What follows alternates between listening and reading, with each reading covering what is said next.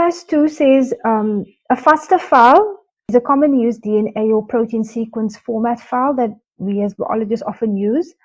And then they explain to you what the format of a FASTA file is. Normally, there's a sign that looks like a more than sign and a sequence name followed by the actual nucleotide sequence. And sometimes there would be this would occur multiple times. You'll have a sequence, you have a whole section of lines, sometimes hundreds, thousands, millions of lines that contains these nucleotide sequences, and then followed by another sequence name because they, for example, put a whole lot of different sequences or different species into one file. This is how you will know that they are starting to give you the DNA sequence or the protein sequence of a new species. You will see the more than sign and followed by some characters, usually the name of a species or something, and sometimes some accession numbers. So Homo sapiens, Mycobacterium tuberculosis, things like that.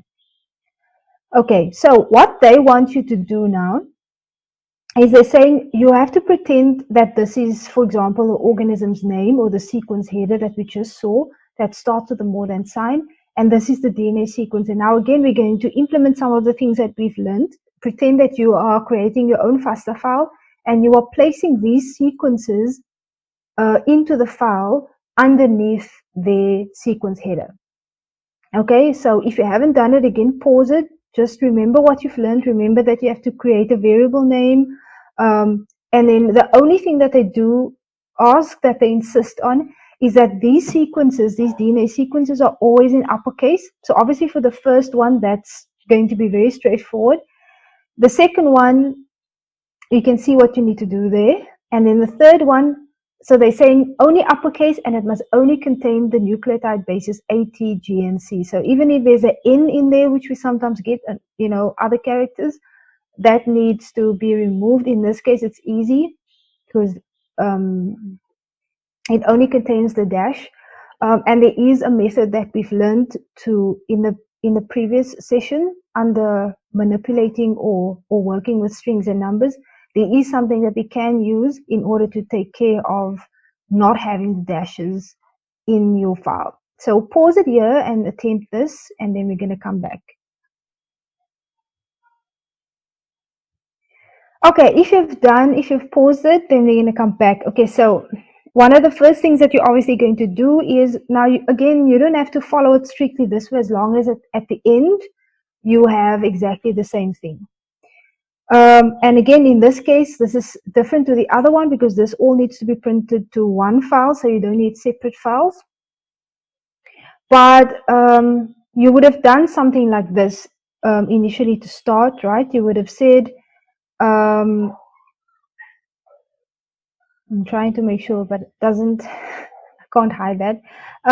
You would say the sequence header, and you would place this will be your variable name so that you can identify it. So obviously in this case, it might not make that much sense, but it would have if this was, for example, human, mouse, cat, for example.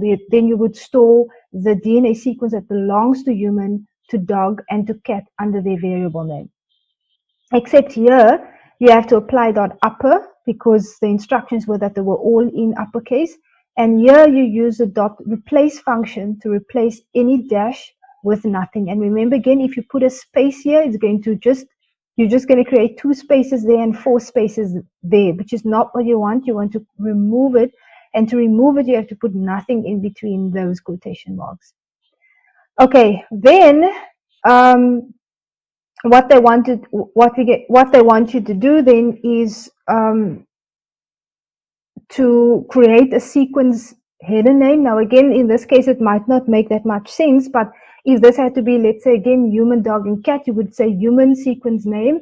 And because you know it needs to always start with a more than sign, you're going to use the more than sign. Don't forget the quotes because we're working with strings, okay? So you're going to say, for example, if this had to be human, you would have said, let me copy this because again, this might not make sense if you're just looking at like that, but you would have said, for example, human sequence name is equal to Homo sapiens, for example. right? Because, and then obviously in a FASTA file, it starts with this, and then on the following line, the sequence would be within, directly underneath the sequence name, right? So it would look like this, the sequence name, like Homo sapiens, and then the nucleotide directly underneath it. So that's the format that they want you to follow.